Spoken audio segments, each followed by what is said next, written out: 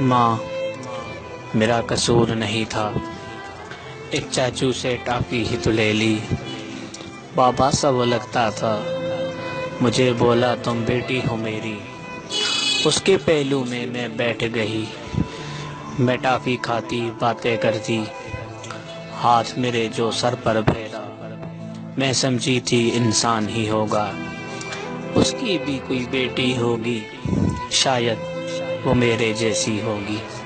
खींच के उसने चूमा मुझको, मैं भी खुश होकर गले से लगी।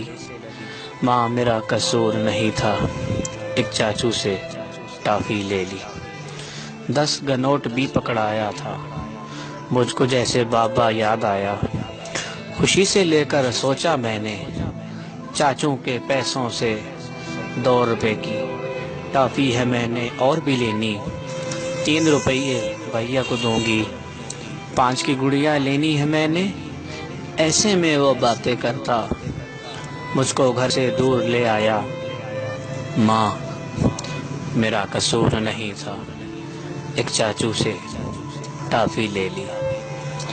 मुझे कुछ समझ न आया, उसने अचानक लहजा बदला, मुझे ज़मीन पे लिटाया।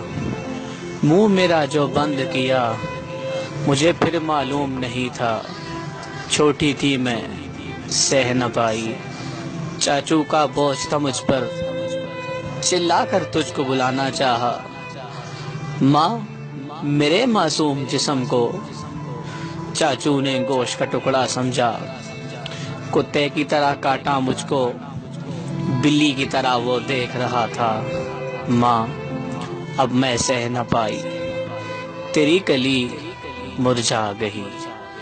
माँ, मेरे हाथ में देखो, एक टॉफी तो खा ली मैंने, एक टॉफी हाथ में होगी।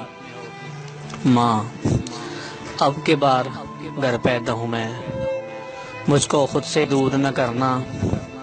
माँ, गोश्त का टुकड़ा थी क्या, मैंने क्या मांगा था एक टॉफी के बदले। माँ, मैं जान गवा कर आई। माँ, बिछड़िया थी तेरी, एक दाने पे जान गवाई। माँ, अब के बार घर पैदा हूँ मैं, मुझको खुद से दूर न करना, मुझको खुद से दूर न करना। माँ, मेरा कसूर नहीं था, एक चाचू से टॉफी ही तो ले ली।